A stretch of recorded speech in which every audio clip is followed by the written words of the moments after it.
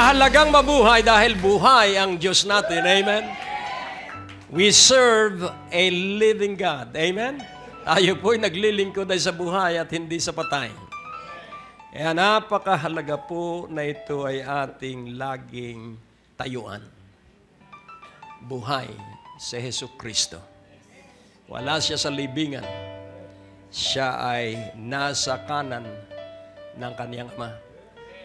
At ang mabuting balita, 24 hours kasama tayo sa kaniyang kinaroroonan sa kalangitan.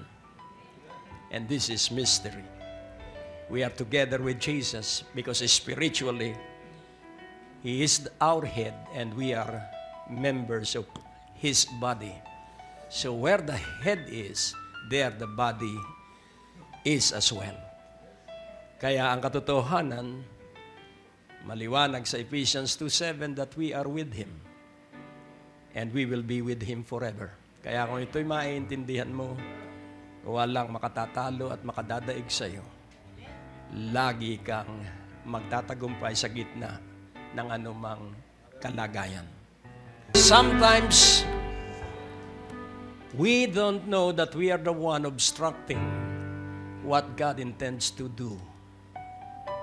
If you have a problem, and that problem or those problems perhaps linger on for so many years, one of the reasons is our worrying. To worry is to distrust God. Tonight, allow God to do His work through whatever situation that you are situated in. Ngayong gabi, sabihin mo, Panginoon, bahala ka na, wala na po akong pakialam. Hello? Bahala ka na, Panginoon, wala na po akong pakialam. Hindi na kita tutulungan. Hindi na rin kita hahadlangan. Gawin mo ang nararapat sa iyong paningin. Amen? Dahil ang Diyos ang magpaparangal sa kanyang sarili. At siya'y napaparangalan kapag ipinagpas sa kamay mo ang lahat ng suliranin mo. At ito ang sasabihin ko sa inyo. Kaiba po ito. Ikaw ang mismong magkakaroon ng kakaibang karanasan. At wala kang pagkakautangan ng loob. Wala kang babayaran sa tao. Sa Diyos ka magbabayad. At ang halaga ng pagbabayad, pasalamatan mo lang siya araw at gabi. Papurihan mo siya araw at gabi. Yun ang currency ng langit.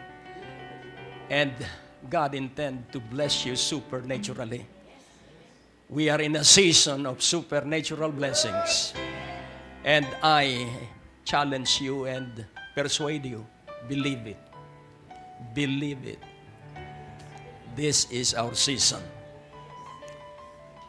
In Jesus Christ's name, amen. Kaya napakaganda at napakahalagang paniwalaan na tayo ay nasa panahon ng supernatural na mga pagpapala at himala. Kaya nga po, ngayong gabi ay napakapalad natin sapagkat tayo ay nasa gawain ng Diyos. At ako po'y naniniwala na napakaganda ng plano ng Diyos sa iyo at sa akin. So, alam niyo po ba yung POEA? Ano ang meaning ng POEA? Philippine Overseas Employment Agency. So, another word for employment is placement. Kaya nga, kung ating unawain, madali po yung personal, madali po yung physical, pero pag natuklasan mo yung spiritual na dapat na iyong ginagawa, ang isang natuklasan ko, the length of our days in our years is coterminous with our placement that God has planned before the foundation of the earth. Kaya nga po kung ating unawain, yung iba ay nagtatapos agad. sapagkat maiksi lamang ang assignment nila. At yung iba naman ay nagtatagal dahil hindi pa nila alam ang assignment. Kaya nga kailangang maunawaan mo ngayong gabi what is your personal particular assignment. It is always specified. Kaya pag ito po ay yung natuklasan, ikaw po ay mag-i-enjoy. At yung awitin natin ay magiging totoo. It is worth living because He lives. Marami po ang hindi maintindihan ng buhay. At kapag hindi naunawa ng tao ang buhay, siya po ay nakagugulo sa ibang buhay. Laging tandaan po natin, ikaw ay pararangalan sa suliraning iyong nalutas para sa iba. Ang tao ay kamumuhian sa kasamaan na nagawa niya para sa iba. So alin sa dalawa ang ibig natin na tayo ay magi? Ano ang ibig mo? Ikaw ay makalutas ng suliranin ng iba? O ikaw ay makasira sa buhay ng iba? Alin sa dalawa ang ibig mo? Makalutas. At laging tandaan mo, if you solve a problem, you will be always rewarded. If not by the person that you help, it is always the Father who sees everything, even in secret. Yan, nais ko pong inyong maintindihan ngayong gabi that God's plan is always the best. God's plan is always the best. Ang plano po ng Diyos ay laging mahusay. So we have to leave behind the good so that we can acquire the best. Which of the two is greater, good or best? Good or best? Best. Amen. So, live the good and go to the best. And that is what the plan of God is, to bring us to the best place that He has in His heart and mind, has desired and designed. So Psalms 30 or 89:34. Psalms 89:34. My covenant will I not break, nor alter the thing that is gone out of my lips. Not break, nor alter. So the covenant is not just in the thoughts of God. The covenant is spoken through the lips of God. So my covenant will I not break, nor alter the thing that is gone out of my lips. So the plan of God is in His covenant. The plan of God is in His spoken word. Kaya napakahalaga po na maintindihan natin kung ano itong planong ito ng Diyos. And in that plan, we have a special assignment, part of. Kaya kung maiintindihan mo yun, hindi ka magsasayang ng iyong kabataan at lalong hindi ka magsasayang ng katandaan. Si Mandela, na Prime Minister ng South Africa, siya po ay naikulong for 27 years at hard labor. For 24 years sa kulungan, siya po ay nagbabasag ng bato. Pero hindi po napagbago yung kanyang adhikain ng hard labor. Nagpatuloy po siya na naniniwala darating ang isang araw na mangyayari yung kanyang pangarap. At siya po ay lumaya at nasira po ang apartheid sa South Africa. Yun pong apartheid ay iba ang buhay ng mga puti at iba rin ang buhay ng mga itim. Pero nung yun po ay masira, si Mandela ay pinalaya at nung maghalalan siya po ay napiling Prime Minister. Pero hindi po siya sakim sa kapangyarihan at hindi rin siya sakim sa pwesto. he was a mentor. And all his mentees, yun pong lahat ng kanyang tinuruan, mentee, and mentor is him, yung lahat po ng kanyang tinuruan, ang kanyang grinum para siya ay palitan. A good leader is someone who trained his successor. Ang isa pong mahusay na pinuno ay sinasanay niya yung papalit sa kanya. Kaya ang close-in mentee niya, yung pinaka mahusay sa kanya mga tinuruan, yun ang kanyang pinatakbo as Prime Minister. At siya po ay namatay more than 90 years old, I think 93. Nangyari po yung kanyang pangarap. Hindi man sa kanyang sarili, pero dun sa mga taong kanyang sinanay para maipagpatuloy yung pangarap. Laging tandaan mo po natin, may pangarap na inilalagay at sinisilid ang Diyos sa ating puso at kung ito'y ating maunawaan, hindi ka magiging pangkaraniwang tao. It is the vision that will keep us going. Don't keep the vision, just flow through the vision. Ang isa pang talatang nais kong tayuan natin dito sa God's plan is always the best, ang Psalms 119:89. Napagpala ka sa pakikinig at panonood ng programa, kaya pagpalain mo rin ang ministeryo upang lalong lumawak at maraming tao din ang mapagpala kagaya mo. Bangko de Oro, Greg Durante Ministries, 219-800-6784. It is always great day to live with Jesus. Ikaw ba'y laging nag-i-internet o nagsasurf sa iba't ibang website? Bisitahin mo rin ang aming website sa www.gregdurante.com. Nandoon ang mga maraming preachings ni Pastor Greg na nakakapagbigay ng kalakasan, kagalingan at katagumpayan sa pamamagitan ng salita ng Diyos.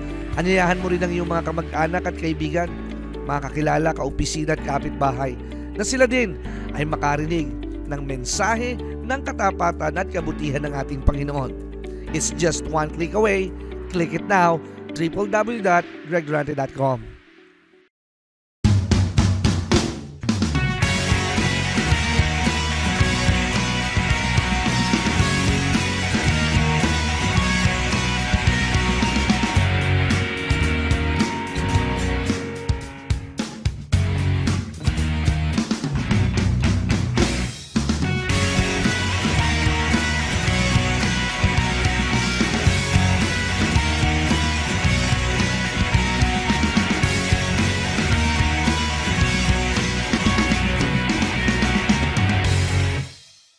Para po sa inyong kaloob na 1,000 pesos o higit pa, bilang pasasalamat ng Greg Durante Ministries, kayo po ay aming papadalhan ng mug na merong Bible verse na taste and see that the Lord is good. Halina at mag-ambag para sa paghahatid ng mabuting balita sa lahat ng nilalang sa bawat panig ng daigdig. Psalms 119:89. Lamed forever, O Lord, Thy word is settled in heaven. Huwag po kayong maaabala doon sa lamed dahil ito po ay salmo, kaya ito po ay mga nota ng pagtugtog. Ang pinakamahalaga po dyan, forever, O Lord, Thy word is settled in heaven. Pag sinabi pong settled, it is fixed, it is grounded, and it is immovable. Hindi mo po yun mapapalipat-lipat. Ang salita ng Diyos ay matibay at matatag, magpasawalang hanggan. Kaya ang plano ng Diyos ay nasa Kanyang salita. Kaya dapat tayo ay masikap at masipag sa pagbasa ng Biblia. At ang ikatlong talatang ating tatayuan ay ang Psalms 138 verse 2. Psalms 138:2. I will worship toward thy holy temple and praise thy name for thy loving kindness and for thy truths, for thou hast magnified thy word above all thy name. Ang isa pong taong aawit sa Diyos, ang isa pong taong magpupuri sa pangalan ng kataas-taasang Diyos, ang isang taong sasamba sa Diyos, ay yung naniniwala na ang salita ng Diyos ay napakahalaga. At ang sabi rito, for thou hast magnified thy word above all thy name. So, iyong higit na pinahalagahan ang iyong salita kaysa iyong pangalan. Kaya napakaliwanag po na mahalaga sa Diyos ang kanyang salita. At kung ito ay mahalaga sa Diyos, kailangan ding pahalagahan natin ang mahalaga sa Diyos. In the Word are things that He claimed. So if we will claim the claims of God that is in the Word, yun po ay mangyayari sa iyo at sa aking buhay. Tatlong bagay ang nais kong kayo ay hamunin. Ang unang hamon, there is no second best and there is no second option. The only best is the plan of God. No second best, no second option. Wala nang hihigit pa sa plano ng Diyos at wala nang iba pang maipagpapalit sa plano ng Diyos. And then secondly, know God's plan. Know God's plan. And God's plan has a design, God's plan has an objective, and God's plan has a purpose. So if you know the plan of God, you will know its objective, its design, its objective, and its purpose. Dito po sa apat na ito, kapag ito ay natuklasan mo, hindi ka tatanda na walang pinagkatandaan. Ikaw po ay tatanda na nakangiti bago ka mamatay. At masasabi mo, bago ka mamatay, mission accomplished. And those who will finish their mission are those who embrace and accepted God's discipline. Because when you trust the Word of God, it will discipline you because the Word of God is an instrument for correction, for rebuke, and for training in righteousness. So once you started to embrace the Word of God, prepare to be disciplined by it. And I allowed the discipline of God because I desire to finish what He has called me to do. It is only your decision to finish that will allow you to decide to be disciplined. Ang mahusay pong atleta, siya po ay disiplinado. Ang kanyang pagtulog, paggising, at ang kanyang pag-aalaga sa kanyang katawan ay kakaiba sa pangkaraniwang tao.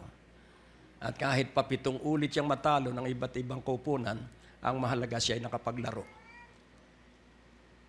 Maganda ang magtagumpay laban sa France sa tune-up game, pero hanga pa rin ako dahil sila ay kasama dun sa labanang pandaigdigan. Kaya ako po'y naniniwala na napakaganda po ng plano sa iyo at sa akin. And then thirdly,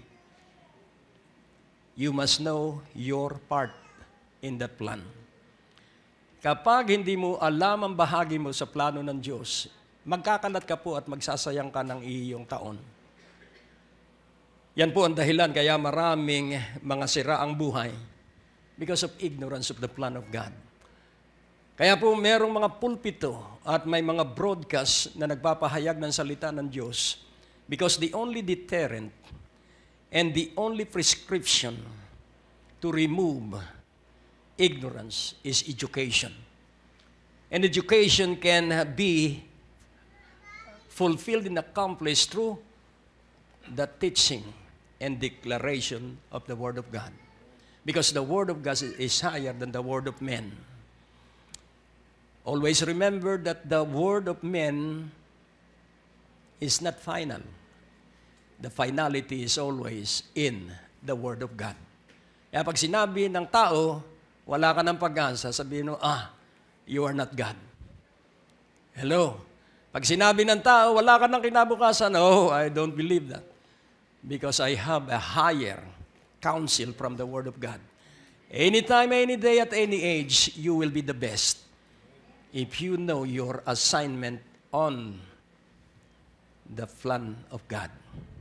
Kaya napakahalaga po na ating maintindihan You must know your part, your assignment, and the location of which you are going to fulfill that assignment. Meron pong lokasyon yan. Baka ikaw ay sa Japan, hindi ko alam. Baka ikaw ay sa Amerika, hindi ko alam. Pag wala ka po sa lokasyon na itinakda ng Diyos, mapapagod ka at magsasawa. Pero pag nasa tama kang lugar, ikaw po ay uunlad. Kaya tingnan mo ang iyong katabi, kaya maganda ang mukha niyan at maaliwalas, nasa tama siyang lokasyon. Amen? The Word of God always encourage and energize. It will never depreciate your identity. It's always appreciate. Amen po ba? Hindi ito nagpapababa, ito po ay lalong nagpapataas. Kaya napakahalaga na maunawaan mo that the plan of God for you is the best. Kaya huwag ka nang maghanap pa ng kung ano-ano, basta tuklasin mo ang plano ng Diyos para sa iyo. Natuklasan ko ang plano ng Diyos. At ito ay, tandaan po natin, to discover the plan of God, it is always a discovery and a revelation. At kadalasan, in the most unlikely places, matutuklasan mo ang plano ng Diyos. At napakahalaga po na ating maunawaan.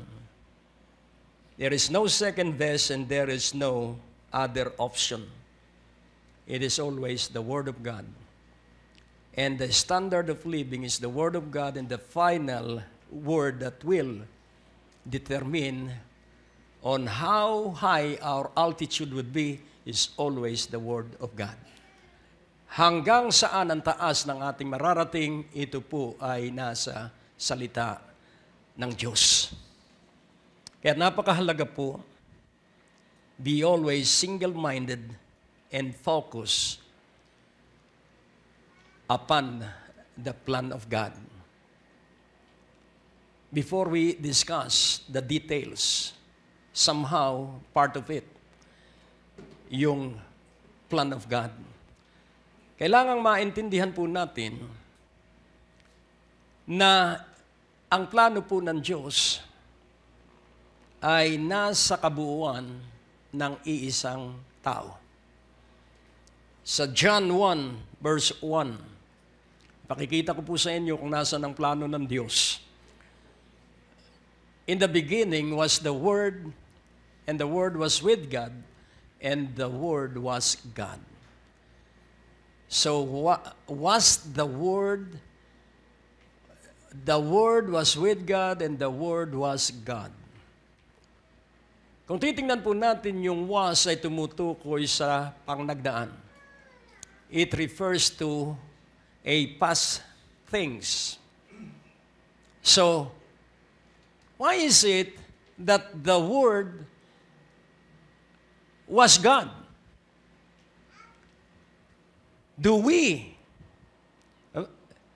Does this verse means that the Word is not God anymore? No, because He is true man and He is true God.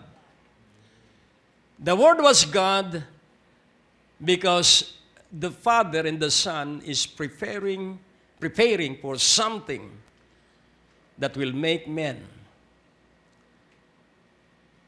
to be adopted as children of God. And in verse 12,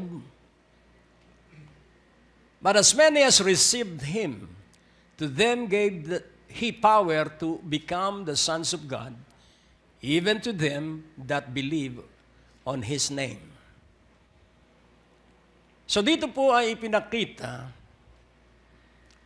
na ang sino man na tinanggap si Jesucristo ay binigyan ng kapangyarihan o karapatan na maging mga anak ng Diyos. At maging sa kanila na sumampalataya sa Kanyang pangalan.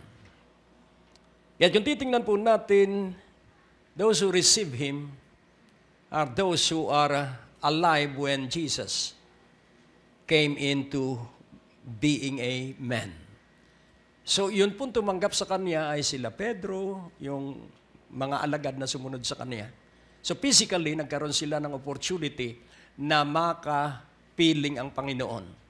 Pero after na si Jesucristo ay umakyat sa langit, ang gagawin na lamang ng isang tao ay sumampalataya sa Kanyang pangalan. Believe on His name. Kaya tayong lahat ay nagkamit ng kapangyarihang maging anak ng Diyos dahil tayo'y naniwala sa Kanyang pangalan. Kaya bawat tao na maniniwala sa pangalan ng Panginoong Hesukristo ay magiging anak ng Diyos. So maliwanag po na ito ay hindi na nangangailangan ng bahagi sa ating buhay para tayo maging anak ng Diyos. Ang ating pagiging anak ng Diyos, tayo ay naniwala kay Hesukristo, period. At tayo ay naging anak ng Diyos. Wala nang tatanungin kung ano ang dati nating buhay. Sapagkat ang sabi ng Biblia, if any man be in Christ, he is a new creation. Behold, old things are passed away. Behold, all things are become new. So God is not interested in our yesterday. God is interested in our now. Ang Diyos po interesado ay hindi sa ating nakaraan, ang Diyos ay interesado sa ating kasalukuyan. Kaya unawain mong mabuti that we were saved by grace through faith. It is not our work, it is the work of God. Kaya kung ito po ay ating paniniwalaan, tayo po ay magkakaroon ng pagkakataon. Because spiritual things has to be understood through spiritual ways. Ang mga spiritual pong bagay ay ating maintindihan lamang sa pamamagitan ng spiritual na pamamaraan at ang salita ng Diyos ay spiritual at maunawaan lamang natin ito sa pamamagitan ng Espiritu ng Diyos. At ang Espiritu ng Diyos ay isa sa atin dahil kay Hesukristo. Maaari po kayong sumulat sa P.O. Box 4135, Manila, Philippines para po sa inyong mga prayer request at testimonies. At maaari rin po kayo tumawag sa ating telepono bilang 723-8752 sa 726-4110 para sa mga ministry information at ibang mga katanungan. Maaari din po kayo mag-text sa 0919-896-0904, 0915-391-7408 at sa 0922-820-9863. At kung kayo po'y napagpala, hinahamon po namin kayo na magbigay ng donasyon sa gawain ito. Maaari nyo pong ipadala sa Banco de Oro West Green Hills Branch, account name Greg Durante Ministries, account number 219-800-6784. Padala nyo lamang po ang mga deposit slips sa pamamagitan ng fax sa 726-4110 o sa ating email address sa bishopgregdurante@gmail.com. Malugod po namin kayong inaanyayahan sa aming Sunday worship service sa ganap na alas 10 ng umaga sa biyaya ng Diyos Christian Fellowship. Sa second floor, Medical Building, Ortigas Avenue, Green Hills, San Juan. At maaari nyo rin pong bisitahin ang ating website sa www.gregdurante.com para sa mga preaching resources at iba pang detalye ng ministeryong ito. At ano ang ating gagawin? Sumampalataya lamang tayo sa pangalan ni Jesus. Kaya kung ikaw ay dumaranas ng anumang pagsubok, sabihin mo sa pangalan ni Jesus, ako ay nagtagumpay. Sa pangalan ni Jesus, ako ay gumaling. Sa pangalan ni Jesus, ako ay nagkahanap buhay. Sa pangalan ni Jesus, that is believing in the name. Amen po ba? Kaya nga ating unawain ilang bagay.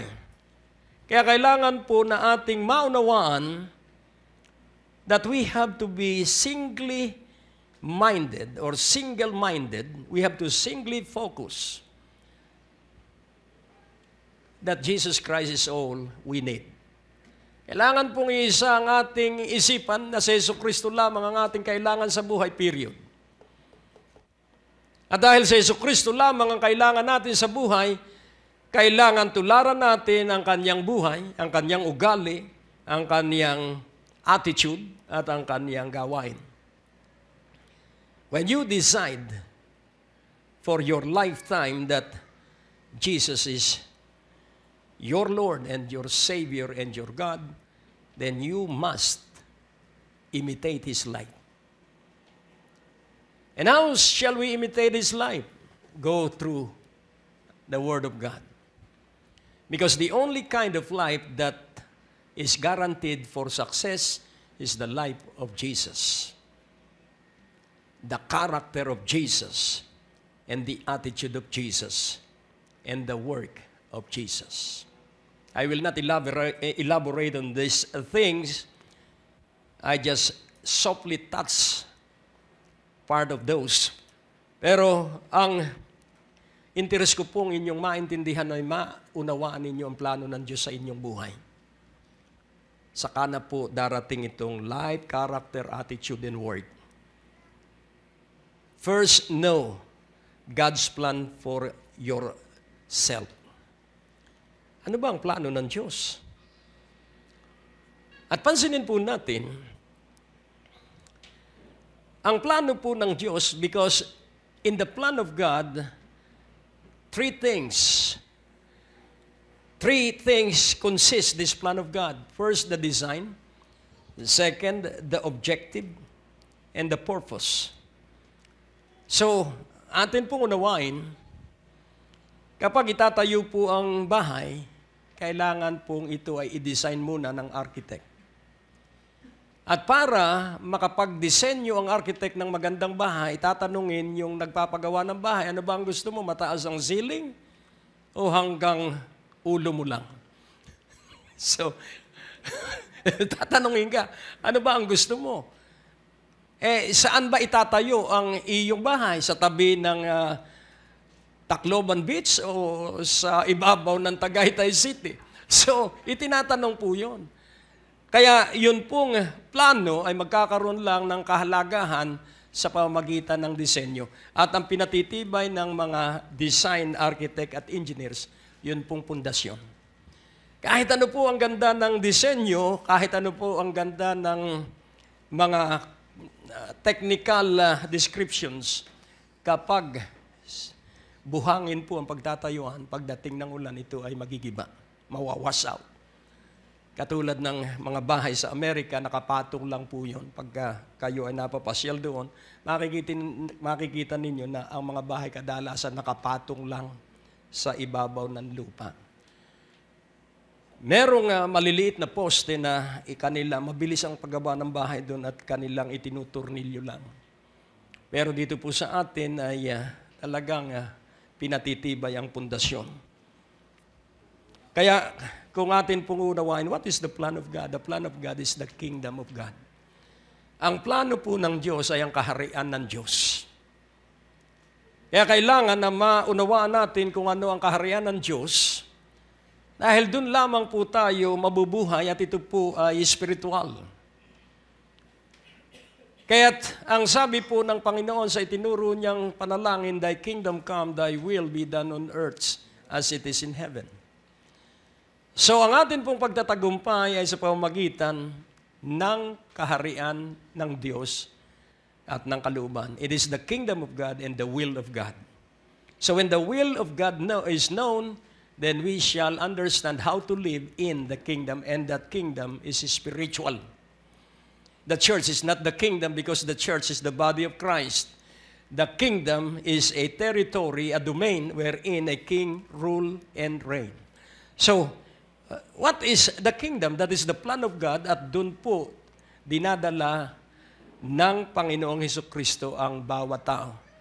At kung ating maaalaala, ang sabi ni John the Baptist, repent for the kingdom of heaven is now near. Nung mamatay si John the Baptist, nagsimulang mangaral ang Panginoong Hesukristo at ang sabi niya, repent for the kingdom of heaven is here. So, why is it that Jesus claimed that the kingdom of heaven is here? And what is that kingdom? And who is that kingdom? If a kingdom has a territory, then how is it that Jesus claimed that the kingdom is now here? So, the design of the kingdom is that there must be a king. Yun po ang disenyo ng kaharian, kailangan may hari. At kailangan din po merong pari. Ang kaharian ng Diyos ay merong hari at merong pari at siyempre may mamamayan. So, The plan of God is the kingdom of God, and the design of God is for king to rule and reign and for priest to stand in the gap and put up a hedge for protection for the entire kingdom. At yung mga tao, kailangang mabuhay sa katwiran. So in the kingdom of God, people will prosper and attain to good success by living righteously every day. Kaya napakahalaga po na ating maunawaan ang mga bagay na ito sapagkat ang righteous living, iisa lamang naman po yan para maging matuwid. Believe in the name of Jesus every day. May problema ka? Sabihin mo, kayang-kayang malutas ito sa pangalan ni Jesus. Ano man ang suliranin natin, laging ipagmamalaki natin ang pangalan ni Jesus. Amen? Magkaisa po tayo dahil ito lamang ang tanging paraan sa ating pagunlad at pagtatagumpay. Laging sa pangalan ni Jesus. In the name of Jesus Christ of Nazareth, prosper in the name of Jesus Christ of Nazareth. Be healed in the name of Jesus Christ of Nazareth. Have a work and a job in the name of Jesus Christ of Nazareth. Be healed in the name of Jesus Christ of Nazareth. Be delivered in the name of Jesus Christ of Nazareth. Kaya laging iyo pong ipapahayag at hindi po ito sa isipan, kailangang isatinig mo yan. You have to speak it loudly. Amen. Kung ayaw mong makaabala sa mga kapitbahay mo, kumuha ka ng unan at sabihin mo, in the name of Jesus Christ. So, hindi masyadong lalabas. Amen? Dahil baka akala ng mga kapitbahay mo sila ay pinalalayas mo. Hindi po. Ang demonyo ang iyong ginagapos at pinalalayas. Amen? Sapagkat there are demons who are active around us. And they are waiting for an entry point. And one of the entry points is worrying. Sa sandaling ikaw ay nag-aalala kung paano mo babayaran ang tuition ng mga anak mo, you are opening an entry point for demon spirit. What is the activities of demon spirit? Nako, mapapahiya ang anak mo. Kahiya-hiya ang pangalan mo. Kasi ikaw, kung bakit sa mamahalin pang school mo ini-enroll ang iyong anak. So, demon spirit will harass us in our mind. Kaya kailangan, nagsasalita pa lang yun, laging tandaan mo, hindi isipan mo yan, yan ay evil suggestion from demons. Sabihin mo, in the name of Jesus, demon spirit of evil suggestion, I bind you and command you out of my mind in the mighty, precious name of Jesus. The final word is the word of God. Kaya po tayo ay higit pa sa mananagumpay. So, now the plan of God is known. It is the kingdom of God. Now the design of that kingdom is that there is a king, there will be priest, and there will be citizen in the kingdom that live righteously. And then the objective, why is it that the population, the people that will live in the kingdom of God here on earth must be righteous? What is the objective? So that those people who have no opportunity yet to hear the message of the gospel through you and through me, magkakaroon sila ng oportunidad na marinig ang pangalan ng Panginoong Hesukristo. That is the objective. Kaya tayo po ay inilagay sa paghahari ng Panginoon. At ang layunin, so that Jesus will govern, Jesus will rule, Jesus will reign. His government is on the shoulder of Jesus. Kaya maunawaan mo na kaiba ang magiging iyong pananaw sa buhay. Magkakaroon ka ng divine perspective at kakaligtaan mo na yung iyong human point of view at ito'y mahahalinhan ng heaven's point of view. Laging tandaan mo, heaven's point of view ay laging nakatingin sa walang hanggan. Human's point of view laging nakatingin sa kasalukuyan. Pero ang heaven's point of view laging nakatingin sa walang hanggan. Amen? So when you have the divine perspective, laging nakatingin ka hindi lamang sa buhay na ito, hanggang sa buhay sa piling ng Diyos. Pero ang mga tao na nakatingin sa lupa, ang kanyang iniisip lamang ay pangkasalukuyan. Pero ikaw at ako ang iniisip natin pang walang hanggan. Itanong mo sa iyong sarili, ganun ka ba sa sinabi ni Pastor na ang iniisip mo ay pang walang hanggan o pangkasalukuyan? Tandaan mo, ang pangkasalukuyan ay pansamantala, ang walang hanggan pamalagian. The present is always temporary, whereas the eternal will always be permanent. It will be forever. And then, thirdly, know your part or your assignment and location for your placement. Kailangan alam mo ang bahagi mo. Ako alam ko ang bahagi. 3 bagay.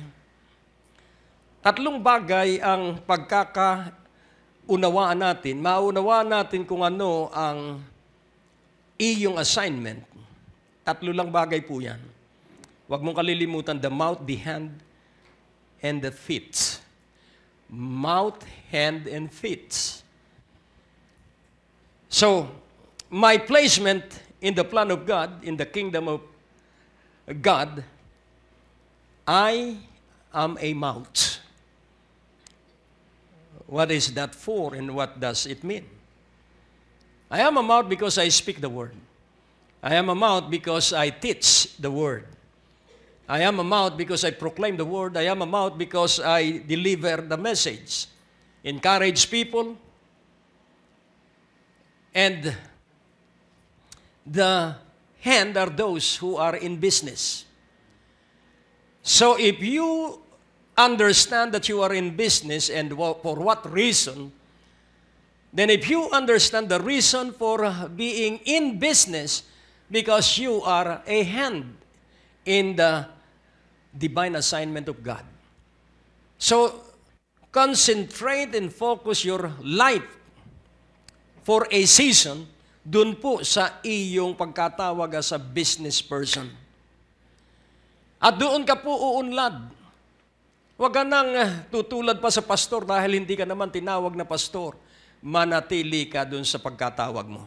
Kaya po magulo yung iba, nagpapastor-pastoran, hindi naman tinawag, mahusay naman pala siyang negosyante. Iba po ang anointing ng kings. Ang kings po ay for business at iba po ang anointed ng saserdote. Ang saserdote po ay walang inaatupag kundi ang Diyos at ang kanyang salita. Hindi naman tayo pwedeng magtagumpay ng sabay sa 2 adhikain. Mamimili ka at ang pagpili, pag natuklasan mo ang iyong assignment, you are engaged in business, then do it. Who knows na magiging kang pinakamahusay na magbabagoong? Hindi natin alam. Kung aakapin mo yan, huwag ka nang magpapaligoy-ligoy pa. Ang dalangin mo lamang ay yung kaligayahang nasa puso mo na gawin ang isang negosyo. Dahil marami po ang naghihirap na simbahan dahil lahat po gusto'y pastor. At wala nang gustong magnegosyo. Ito po ang sasabihin ko sa inyo, malaki po ang pananagutan ng isang pastor. Bawat kaluluwa ay pananagutan niya sa Diyos. Kaya nais kong ating maintindihan, tuklasin mo ang iyong assignment. Sabihin mo sa iyong katabi, kailangang matuklasan mo ang assignment mo. Yun pong feats ay mga missionary. Yun po ay nag-criss-cross around the Philippines. Dahil ang tunay pong may tawag ng misyon, yan po ay nagtatagal sa mission field. Sila po ay may kakayahan to adapt. May isa akong kaibigan, siya isang civil engineer at nasa pusod siya ng communist Vietnam. At kaya siya nakaka-adapt. Sa Vietnam po, maganda po pag ikaw ay nasa Ho Chi Minh at nasa Hanoi. hindi po mahigpit doon. Pero pag ikaw ay nasa villages, matindi po ang persecution doon. Pero, etong kaibigan kong ito, dahil meron po siyang tawag ng pagiging misyonero, ginamit niya yung kanyang pagiging civil engineer. At alam niyo ang kanyang ginawa? Parang si Pablo, naghahabis siya ng lambat, hindi para makumita, kundi para makalapit sa mga tao, lalo na sa mangingisda. So ang ginawa niya ay nagtatayo siya ng mga deep well. So tinutulungan nila ang mga tao sa mga villages, pinagtatayo niya ng poso ng tubig. At doon nagkakaroon sila ng relasyon sa mga tao ron. Hanggang dahan-dahan nakakabuo siya ng mga lihim na Kristiyano. Kaya nga po ating unawain, determine tonight, are you a mouth, a hand, or a feet, or a foot? At pag natuklasan mo, saang lugar ka? Noong 1995, inalok ako sa Vancouver. Dahil ako ay pumunta roon, at ang sabi ng mga Pilipino roon, Pastor, dito ka na sa Canada. I-claim namin ikaw dahil napakarami naming Pilipino dito. Sabi ko, kabayan, mas marami sa Pilipinas. Dahil tinawag ako sa Pilipinas. So I remained true to my assignment and location. Kaya hindi ako nahihirapan dahil ako'y nasa tamang lugar at nasa tamang gawain. Kaya uulitin ko ang hamon ko sa inyo, discover your assignment. Ikaw po ba ay bibig? Ikaw po ba ay paa? O ikaw po ba ay kamay? At lahat ng may tawag sa negosyo, starting September, magkakaroon po tayo ng Businessman Fellowship dito po every Sunday. At kayo ay papayuhan ko ng spiritual mga steps kung paano kayo magiging multimilyonaryo. Gusto ninyo yun? Mangyayari po yan. Amen? So, you have to discover. And not at once, dahil ito po'y matutuklasan mo. Nung matuklasan ko ang calling ko, nung ako ay 5 pistola ng almoranas dahil sa pagkalasenggo ko. Nung ang aking lungs ay halos mawasak dahil sa sobra, dahil gumun-gumun po ako sa barkada at sa alak. At ako hindi basta sa alak lang, kung may marihuana, sasabayan ko yun, susundutin ko yung tawag doon, susundutin mo. At kamuntik na po ako. Mabuti na lang at ang Diyos ay mabuti at mabait ang aking asawa. Inunawa niya ako. At doon po nakarecover ako. At mula noon, November 1979, natuklasan ko. Noong November, ang natuklasan ko ako ay paa. Dahil ako ay kung saan-saan dinadala ng Panginoon sa iba't ibang panig ng Metro Manila at mga katabing mga lalawigan. Pero lumampas yun at natuklasan ko na ako pala at the same time ay kamay.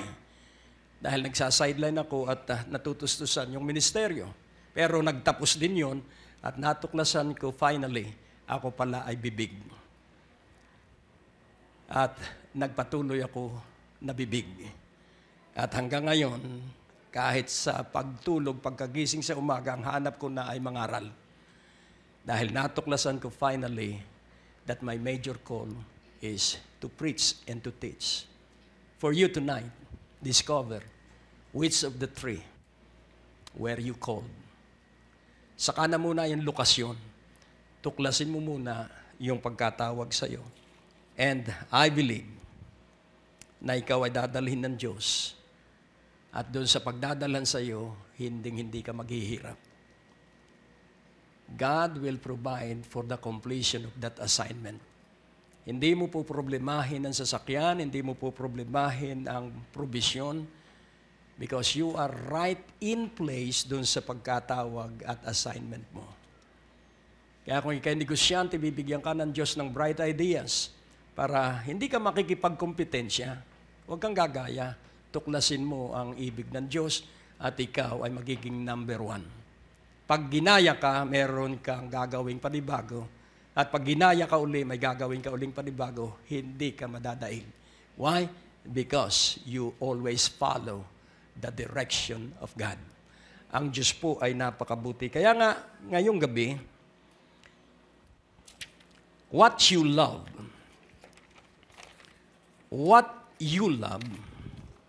to do, reveal your part. You cannot be what you are not, but you can become what you are not. Hindi ka po pwedeng magi kung hindi ikaw yun. Pero magigi ka po na hindi ikaw, magigi ka pong ikaw. So from nothingness to greatness. Out of nothing, God will make you great. Pero yan po ay pagpapasyahan natin. At sasabihin natin ngayong gabi, here I am, Lord. Do your plan. To me, through me, for your greater glory. In closing, and this is a challenge, pray and declare who you are based on God's revelation for you today. So, pray and then declare who you are. Pag natuklasan mo na po kung ano ang assignment mo, pray and declare based on the revelation that you receive from this message today. Which of the three? Madadama mo po yun. At pag inibig mo ang alinman doon sa tatlo, I am sure that you will be successful and satisfied and content. Manalangin po tayo. O Diyos na dakila amang makapangyarihan, salamat po sa kaganapan ng kapahayagan ng iyong salita. At mangyari ito sa mga kapatid na iyong anak at kaming lahat ay maging maunlad sa iyong paghahari. Sa makapangyarihang pangalan ni Jesus. At ang lahat ay nagsabi ng Amen. Ang Diyos po ay napakabuti. God bless you po. Purihin ng Diyos, tunay po na napakabuti ng ating Panginoon at natapos na naman ang isang serye ng mensahe dito sa palatuntunang itong Great Day to Live.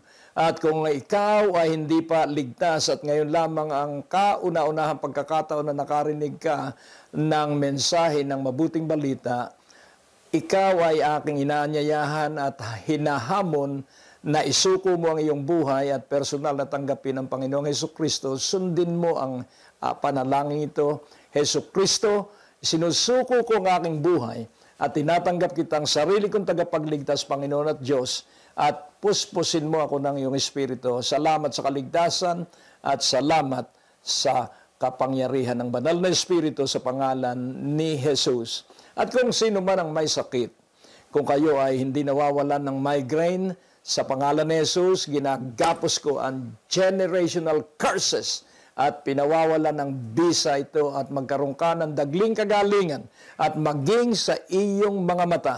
Sa pangalan ni Jesus, lahat ito ay hipuin ng Panginoon at magkaroon ka ng kagalingan right now in the mighty precious name of Jesus. I declare your healing from any kidney problem in the name of Jesus. Receive your healing in the mighty precious name of Jesus. I gave the Father the honor and the glory in Jesus Christ's name. Ang palatuntunan pong ito ay nagpapatuloy dahil sa kabutihan ng Diyos, dahil sa awa, biyaya at habag ng Diyos, at dahil sa mga lalaki at babae na hinihipo ng Panginoon ang puso para sila ay maging daluyan ng pinansyal na pagtustos para ang palatuntunan ito'y magtuloy-tuloy at ang katibayan na ito ay kinakasihan ng kabutihan ng Diyos. Over 31 years po na tayo nasa himpapawid sa radyo at telebisyon. So I challenge you and I pray that you will have an instant obedience so that all of heaven will be activated on your life or in your life. O Diyos, dakila't napakabuti ang lahat ng nagpasya na maging financial partner ng ministeryong ito. Hinihiling ko ang buong kalangitan at subaybayan mo ang kanilang buhay at hayaan na dumaloy ang kanilang ipagkakaloob na bumuelto sa kanila ng pabalik ng 100 doble sa pangalan ni Jesus. So, i-text po ninyo ako sa ating text line at padala ninyo ako ng email. And then ako po ay tutugon agad sa inyo at kung ano man ang inyong karagdagang prayer request, ito po ay ating idadalangin. Mapagpala po kayo ng Diyos at tuloy-tuloy subaybayan ang palatuntunan ito sa himpilang ito at idalangin natin na mailunsad ang marami pang himpilan sapagkat nalalapit na ang pagbabalik ng Panginoon. Magkaroon tayo ng iba pang local television channel na dalhin natin ang mabuting balita. Sa iyo, Ama, ang kalwalatian sa pangalan ni Jesus. Amen.